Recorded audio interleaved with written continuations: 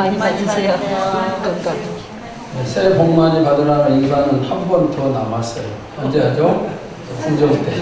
설날 때 한 번 더 해야 돼요. 자, 우리가 2026년 표를 가지고 있는데 우리 다 같이 한번 표를 다시 살펴보도록 하겠습니다. 시작. 날마다 믿는 자를 거하게 하시니라. 표는 교회의 일련의 목표, 일련의 목적이고 하나님이 세워주십니다. 하나님께서 어려운 교회에 부흥을 주시겠다는 뜻이 있어서 날마다 믿는 자를 더하게 하시니라 이런 표를 주셨습니다. 이제 우리가 해야 될 일은 기도하고 복음을 전하는 일에 힘을 쓸 때 하나님의 이 표를 이루어 주심을 믿습니다. 여러분들의 가정에 또 우리 교회에 부흥이 임하기를 축원합니다. 그러면 부흥이 무엇인가? 우리가 생각할 때 부흥은 사람들이 많이 모이는 게 부흥이에요. 물론 당연히 맞는 말이죠. 그래서 올해 우리가 이 많이 모이는 부흥을 이루어야 되는데 그러나 그것만이 부흥은 아니에요. 우리 가정과 교회에 은혜가 넘치면 그것도 부흥입니다. 또 작년보다 올해가 더 사랑이 많아지면 그것도 부흥입니다. 또 작년보다 올해 물질의 축복을 더 많이 받으면 그것도 부흥입니다. 신앙생활이 더 행복해지면 그것도 부흥이에요. 그러니까 좋은 것은 더 많아지고 나쁜 것은 더 적어지는 것, 그것이 바로 무엇이에요? 부흥이에요.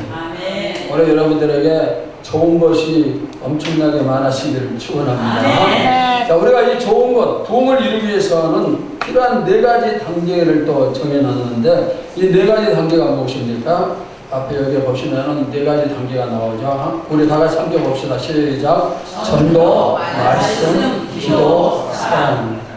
자, 지난 시간에는 첫 번째 단계인 전도에 대해서 말씀을 드렸고 이제 오늘은 두 번째 단계인 말씀에 대해서 선포를 하겠습니다. 사도행전을 살피면 이런 말씀이 있습니다. 말씀이 흥왕하다.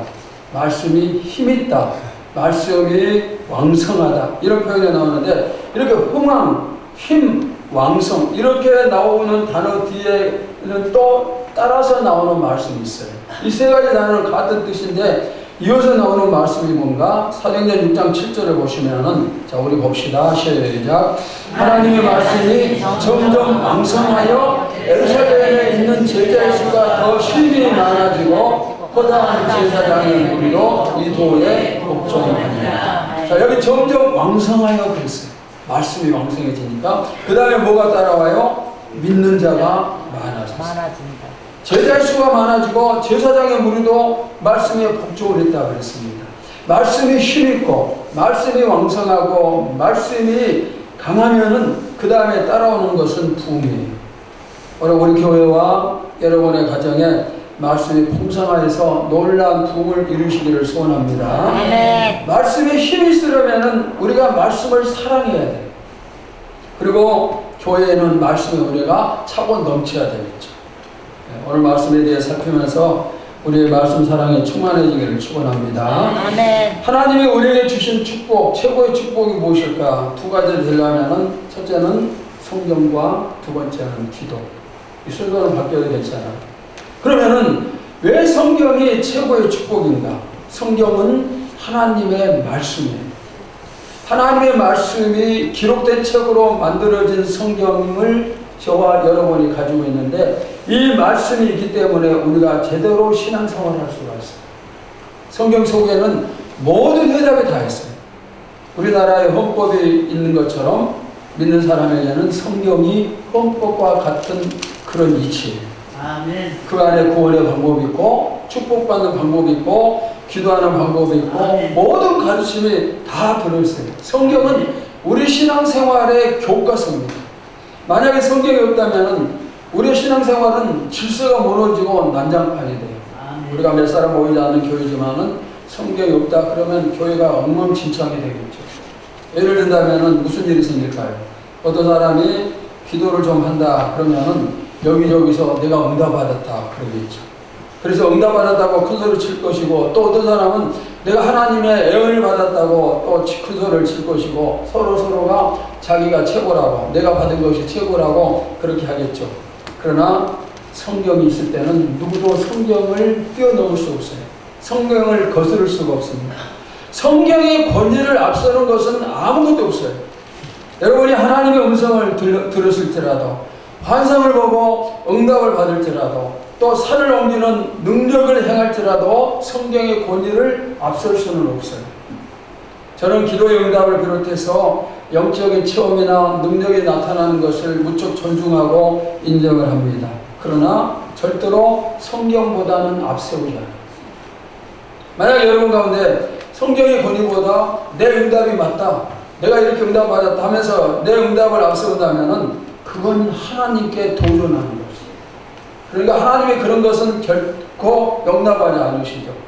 여러분들이 응답을 사모하고 능력을 사모하고 환상도 체험하고 심지어 음성도 듣고 여러 가지 영적 축복을 누리시기 바랍니다. 아멘. 그러나 성경을 더 존중하고 성경을 더 사랑해요. 아멘. 성경이 더 위에 있어요. 아멘. 자, 이 시간에 성경에 대해서 몇 가지를 살피면서 은혜받기를 소원합니다. 첫째는 성경은 하나님의 말씀이에요. 아멘. 자, 성경이 누구의 말씀이에요? 하나님의 말씀이에요. 하나님의 말씀. 많은 사람들이 왜 이 성경이 하나님의 말씀인가? 그저 사람이 아무렇게나 기록한 책이 아닌가? 이렇게 생각하지만은 그러나 절대로 그렇지 않아요. 성경은 분명히 하나님의 책이에요. 그리고 그 증거를 성경 속에서 얼마든지 찾을 수가 있어요. 어떻게 하면은 성경이 하나님의 말씀임을 증명할 수 있을까요? 성경 속에 나오는 사건들을 가지고 그것을 과학적으로 증명을 했을 때 그러면은 하나님의 말씀이 맞는 것이고, 증명이 안 되면은 사람의 말, 하나님의 말씀이 아니고 사람의 말이 되겠죠. 자, 예를 든다면은 창세기 6장에 하나님께서 노아에게 방주를 지어라. 방주는 배를 얘기해요. 노아에게 배를 지으라고 말씀하는데 그 배의 크기를 보니까 길이가 150m, 폭이 25m, 높이가 15m, 엄청나게 큰 배입니다. 그런데 그렇게 이제 크기를 말씀하시고 창은 어디에 내고 문은 어디에 달고 하나님이 전부 다 가르쳐 주시고 노아가 그대로 배를 만들어요. 자, 그러면은 배를 만든 다음에 홍수가 임하는데 이 홍수가 진짜 사건인가 아니면 거짓말로 그냥 기록해 놓은 것인가, 그것을 알려고 하면은 뭘 하면 될까요? 성경에 기록된 대로 노아의 배를 만들어서 시험을 해보면 알겠죠. 우리나라에 창조과학회라는 모임이 있어요.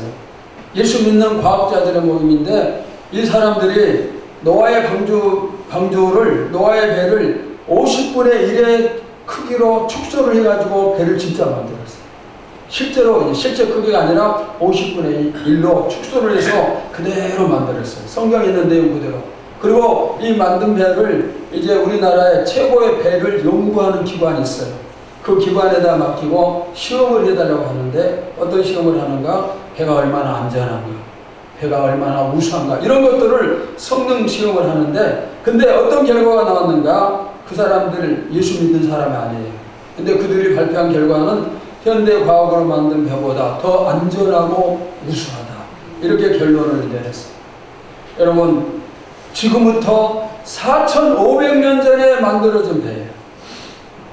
우리 지금 이 시대부터 4,500년 이전에 노아의 방주가 만들어졌는데 이 배가 현대 과학으로 만들어진 배보다 더 안전하고 우수하다. 이것은 무엇을 뜻할까요?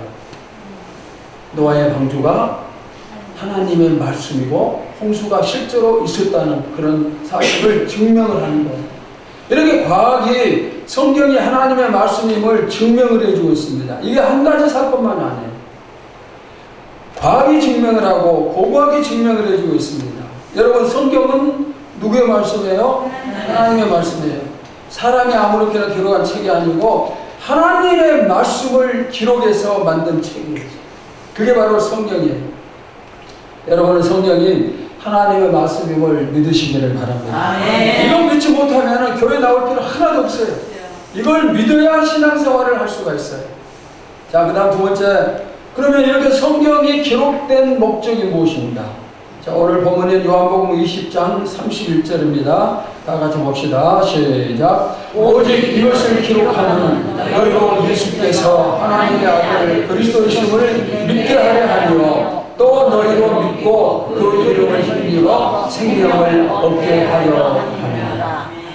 성경에 기록된 목적은 사람들 하여금 예수를 구원을 받게 하기 위함이에요. 구원을 받는다는 게 뭐예요? 천국 간다는 그런 뜻이에요. 성경을 읽다가 구원받은 사람들이 상당히 많아요.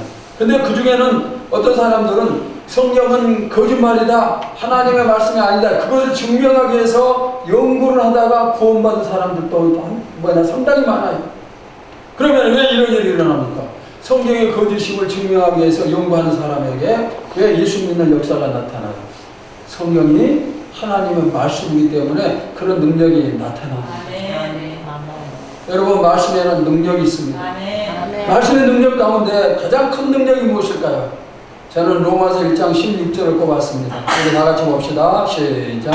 내가 복음을 부끄러워하지 아니하노니 이 복음은 모든 믿는 자에게 구원을 주시는 하나님의 능력이 되리라. 먼저는 유대인에게요, 그리고 헬라인에게로다. 복음은 모든 믿는 자에게 구원을 주는 능력이에요. 이런 능력이 하나님 말씀 속에 있습니다. 여러분이 구원받는 것보다 더 큰 능력이 어디 있을까요? 자, 우리 자신 한번 가만히 생각을 해봅시다. 예수 믿고 구원받을 만한 사람이었는가? 그게 아니었을 거예요. 우리는 본래 누구의 자녀였어요? 사탄의 자녀, 마귀의 자녀였습니다. 그런데 마귀의 자녀이기 때문에 마귀를 경배하고 마귀를 따르고 마귀의 뜻대로 하면서 대신 하나님을 대적하는 그런 역할을 했어요. 그런데 지금 우리가 구원의 축복을 누리고 있기 때문에 이것이 기적이 아니고 무엇이 기적이겠어요? 복음은 이처럼 능력이 있는 거예요. 그런데 이 복음이 나를 믿게 만들었다면 다른 사람도 믿게 만들 수가 있겠죠. 누구에게든지 이 복음이 전파되기만 하면 이런 능력이 나타납니다. 말씀으로 천지를 창조하신 건 엄청난 능력입니다. 죽은 자를 살린 건 놀라운 능력입니다. 그러나 아무리 그런 능력이 크다 할지라도 내가 구원받지 못하면 그런 능력 소용없어요. 내가 구원받지 않으면 아무 소용없어요. 그런데 저와 여러분이 구원을 받았기 때문에 이 구원보다 더 큰 능력이 어디에 있겠어요? 천지 창조보다 내가 구원받은 능력이 더 커요. 왜? 내가 구원받지 않으면 천지 창조 소용이 없기 때문에. 여러분, 이 능력의 말씀을 가지고 세상을 향해서 선포하시기 바랍니다. 아멘. 이제 우리 구원받은 우리가 해야 될 일은 복음을 다른 사람에게 전하는 일을 해야 해요. 그럴 때 또 그들이 구원을 받습니다. 하나님은 올해 이미 수많은 사람의 구원을 작정해 놓으셨음을 믿습니다. 아멘. 이제 우리가 기도하고 복음을 전하면서 나갈 때 이 부흥의 뜻이 이루어짐을 믿습니다. 아멘. 자, 그 다음에 디모데후서 3장 16절과 17절을 보시겠습니다. 시작. 모든 성경은 하나님의 감동으로 된 것으로 교훈과 책망과 바르게 함과 의로 교육하기에 유익하니 이는 하나님의 사랑으로 온전케 하며 모든 선한 일을 행하기에 온전케 하려 함이니라. 자, 성경을 기록한 가장 중요한 목적이 구원이라고 했는데, 그러나 목적이 구원에만 있는 게 아니에요. 구원받은 우리를 온전한 사람으로 만들고 선을 행하는 사람으로 만들기 위한 목적도 있어요. 말씀에는 능력이 있어요. 능력의 말씀이 나를 온전한 사람으로 만듭니다. 여러분이 말씀을 사랑을 하세요. 그러면 내가 온전한 사람이 되고 선을 행하는 사람이 될 수가 있어요. 아멘. 말씀을 가까이 하는 사람들은 아주 지혜로운 사람이고 복받은 사람이에요. 아멘. 우리 성도들 가운데는 성경을 펼치면 수면제가 된다는 말하는 사람 없기를 바라고, 성경이 꿀송이보다 더 답니다 이렇게 말하는 사람만 있기를 축원합니다. 아멘. 성경을 가까이 하고 사랑을 해요. 아멘. 능력이기 때문에. 자, 그 다음 세 번째, 말씀은 축복이에요. 아멘. 여러분이 생각하는 복이 어떤 것입니까? 대부분의 사람들은 세상에서 성공하고 출세하고 돈 많이 버는 것을 복이라 이렇게 생각을 합니다. 물론 우리도 그렇게 생각해요. 그러나 예수님의 생각은 우리가 다릅니다. 어떤 청년이 예수님을 찾아왔습니다. 그리고 질문을 합니다. 선생님, 내가 어떻게 해야 구원을 받을 수가 있겠습니까? 예수님께서 묻습니다. 네가 계명을 지켰느냐? 예, 어릴 적부터 모든 계명을 다 지켰습니다. 그때 주님이 이렇게 말씀을 하십니다. 마태복음 19장 21절 22절이에요. 함께 봅시다. 시작. 예수께서 이르시되 내가 온전하고자 할진대 가서 내 소유를 팔아 가난한 자들에게 주라. 그리하면 하늘에서 보화가 내게 있으리라. 그리고 와서 나를 따르라 하시니 그 청년이 재물이 많으므로 이 말씀을 듣고 근심하며 가니라. 네가 구원받기를 원하면은 나를 따라야 된다. 그러나 나를 따르기 위해서는 네가 가지고 있는 것 가난한 사람들에게 나눠주고 따르라. 이 청년은 재물이 많아, 돈이 많은 청년입니다. 근데 이것을 예수님의 말씀을 듣고 보니 자기가 재물을 포기하기가 너무너무 싫어요. 힘들어요. 그래서 구원을 포기를 해요. 구원을 포기를 해요. 만약에 이 청년에게 재물이 없었거나 아니면 많지 않았다면 분명히 예수님 말씀을 따르고 구원을 받았겠죠. 그런데 그렇지 못했어요. 이런 거 보면은 여러분이 돈 많은 게 반드시 축복만은 아니에요. 돈 많은 것이 나에게 축복이 되려면은 조건이 있어요. 어떤 조건인가 하면은 나에게 내가 가지고 있는 돈보다 하나님을 더 사랑하는 사람이 됐을 때 그게 축복. 아멘. 아무리 많은 돈을 가지고 있어도 하나님을 더 사랑하면은 그게 나에게 축복이 되지만은 그러나 하나님보다 재물을 더 사랑하면 그것은 절대로 축복이 아니에요. 그런데 내가 재물을 많이 가지고 있으면서도 하나님을 더 사랑한다. 이것은 정말로 쉬운 게 아니에요. 그러니까 방금 청년도 그래서 예수님 곁을 떠난 거예요. 너무 이게 어렵습니다. 부자가 되어서 하나님께 인색하게 되고 부자가 가난했을 때는 하나님을 잘 섬기다가 부자가 되니까 하나님으로부터 멀어지고 그러면 차라리 부자가 되지 않고 평범하게 사는 게 더 나은 축복이 되겠죠. 장원에 이런 말씀이 있어요. 집안에 고기가 가득하고 가정에서 싸우는 것보다는 비록 채소만 먹고 살지라도 화목하게 사는 것이 행복한 가정이다. 그런 말씀이 있어요. 재물은 우리에게 진정한 복을 주지 못해요. 물론 다 그런 것은 아니지만은 재물이 많아지면 사람들의 마음에 욕심이 더 커져요. 그리고 더 많은 것을 갖고 싶어요.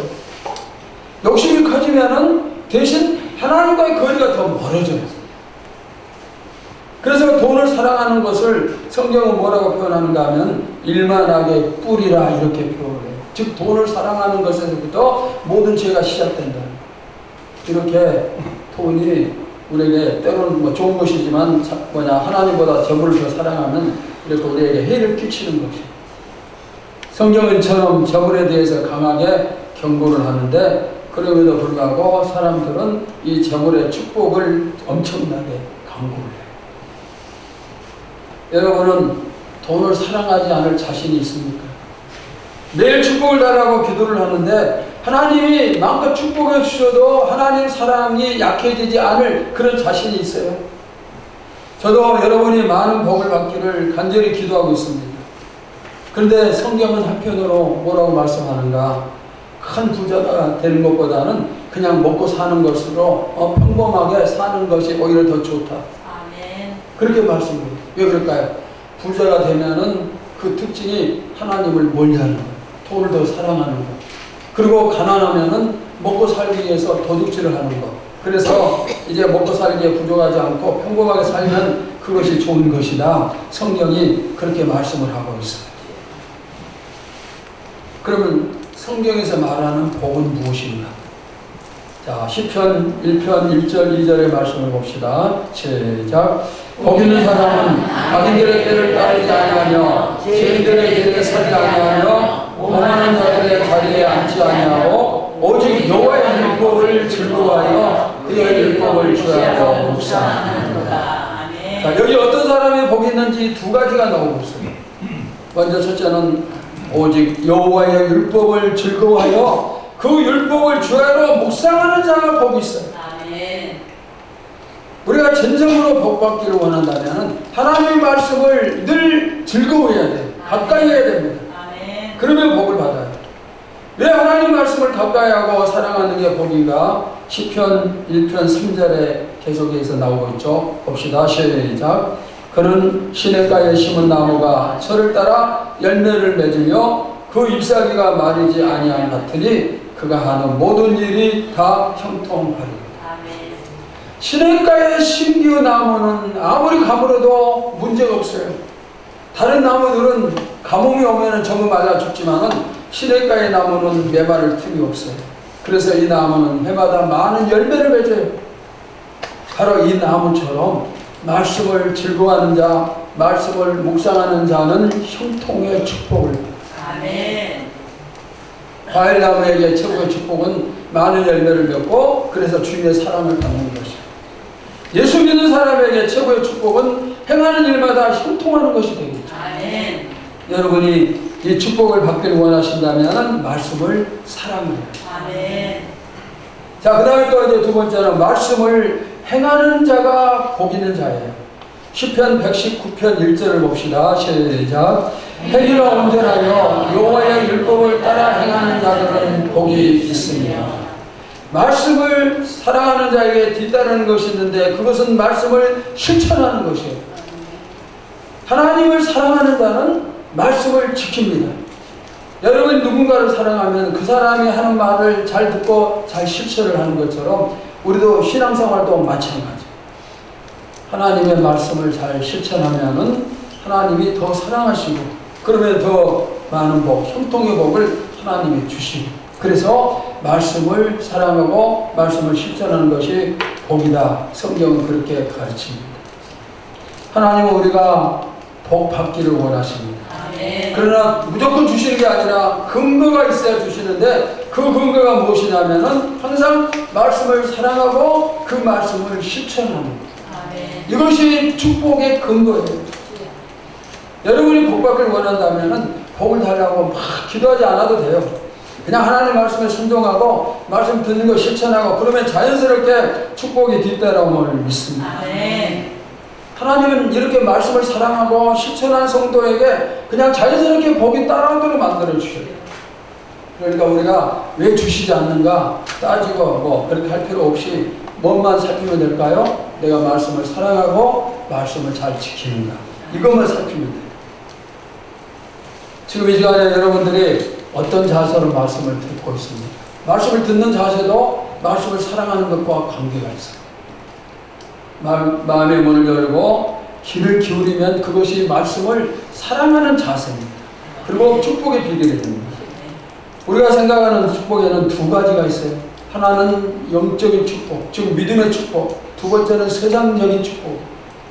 하나님의 말씀은 이 두 가지 축복을 전부 다 줍니다.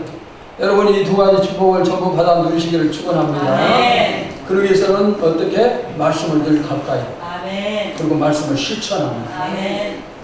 말씀을 가까이 하는 좋은 방법이 무엇인가? 설교를 듣는 것입니다. 아멘.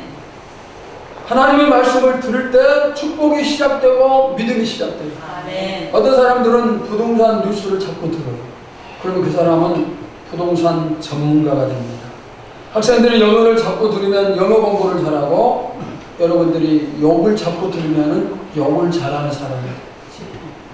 그리고 우리는 뭘 들어야 돼요?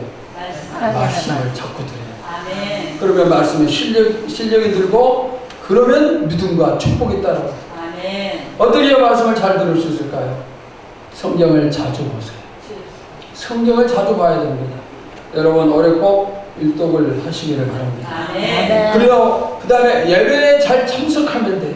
예배는 우리가 하나님께 영광을 돌리는 가장 중요한 행위인데 그러나 동시에 축복을 받는 가장 좋은 방편이기도 합니다. 그래서 교회마다 예배 좀 잘 드리라 자꾸 강조를 해요. 모든 교회가 예배를 강조하는 이유가 있어요. 근데 예배에 참석했을지라도 또 더 중요한 것은 말씀을 듣는 태도가 어떠한가 그것이 또 중요합니다. 이 시간에 여러분의 말씀을 듣고 있는데 어떤 말씀, 어떤 마음으로 말씀을 듣나요? 예배에 참석할 때마다 은혜를 사모하고 또 사모하세요. 아멘. 최선을 다해서 말씀에 귀를 기울이고 어떤 내용이 선포되든지 아멘으로 받으시고 그러면 축복이 뒤따라요. 말씀을 들을 때는 항상 어린아이가 돼야 돼요. 어린아이는 가르치는 대로 전부 다 받아들여요. 의심이 없어요. 그리고 말씀은 누가 전하는가 그게 중요한 게 아니에요. 어떤 마음으로 듣느냐가 축복을 결정을 지어요. 우리 교회에서는 하나님의 말씀에 존중받기를 원합니다. 아멘. 말씀을 듣는 여러분의 마음이 항상 활짝 열리기를 간절히 소원합니다. 아멘. 그래서 은혜가 넘치기를 소원합니다. 아멘. 에스겔 47장에 보시면은 성전 문지방에서 물이 흐릅니다. 그런데 이 물이 처음에는 발바닥만 적시는 조그만 물이에요. 그런데 더 많아져서 나중에는 무릎까지 차고 조금 뒤에는 허리까지 차고 그리고 더 나중에는 머리를 덮어버려요. 이 물이 모여서 강을 이룹니다. 그리고 강 속에는 수많은 물고기들이 이제 살게 되고 강 주변에는 많은 나무들이 살아나서 살림을 만듭니다. 그리고 이 물이 죽은 바다로 향해서 죽어있는 바다를 회복을 시킵니다. 이 물이 뭐예요? 하나님의 말씀. 말씀. 우리 교회도 이런 말씀의 축복이 차고 넘치기를 간절히 소원합니다. 아멘. 갈수록 은혜가 더한 교회, 갈수록 말씀의 권세가 더 나타나는 교회, 그래서 모든 사람이 은혜 충만받고 성령 충만함 받고 그래서 축복을 누리는 교회가 되기를 소원합니다. 아멘. 이런 교회가 되기 위해서는 누구의 책임이 클까요? 전하는 여러분이나 듣는 여러분이나 양쪽에 책임이 다 있어요. 제가 나름대로 열심히 말씀을 준비했는데 우리 성도들이 예배 시간에 한 사람도 말씀의 은혜를 받지 못한다. 예배 시간마다 누구도 은혜 받지 못한다. 그러면은 저는 목표를 그만둬야 되겠죠. 제 책임이에요. 그런데 제가 말씀을 선포할 때 모든 사람들이 예배 은혜를 받는데 나는 은혜 받지 못한다. 그러면은 그것은 그 사람의 책임. 우리 교회가 항상 은혜가 넘쳐서 다음 예배가 기다려지는 교회가 되기를 바랍니다. 아멘. 제가 노력하고 여러분들은 말씀을 사모하고 기도로 뒷받침을 할 때 능히 그런 역사가 나타남을 믿습니다. 아멘. 지금 이 시간에도 우리나라 대한민국의 모든 교회들이 동시에 예배를 드리고 이 시간 전부 다 교회들을 설교하는 그런 시간이 되겠죠. 그러면은 그 중에서 어느 교회 성도들이 가장 많은 은혜를 받을까요? 모든 교회가 동시에 지금 설교하고 있는데 어느 교회가 가장 많은 은혜를 받을까요? 저는 다른 것은 욕심이 없지만은 은혜 받는 것에는 욕심이 있어요. 아멘. 여러분도 가장 많은 은혜 받겠다 욕심을 내세요. 아멘. 우리 교회가 가장 은혜를 많이 받는 교회가 되겠다. 아멘. 이런 욕심을 내고 우리 가운데에서도 그 중에서도 내가 가장 은혜를 많이 받겠다. 이런 욕심을 내시기 바랍니다. 아멘. 하나님은 그런 욕심을 낼 때 네 자신을 알아 탓하신 게 아니고 네 꿈이 크고 좋다 이렇게 칭찬해 주시는 거예요. 아멘. 한 가지 감사한 것은 우리 성도들의 말씀을 듣는 자세가 참 진지해요. 그래서 저도 설교할 때 감사하고 힘이 나요. 한마디도 놓치지 않겠다는 이런 마음이 저에게 강하게 전달되고 있어요.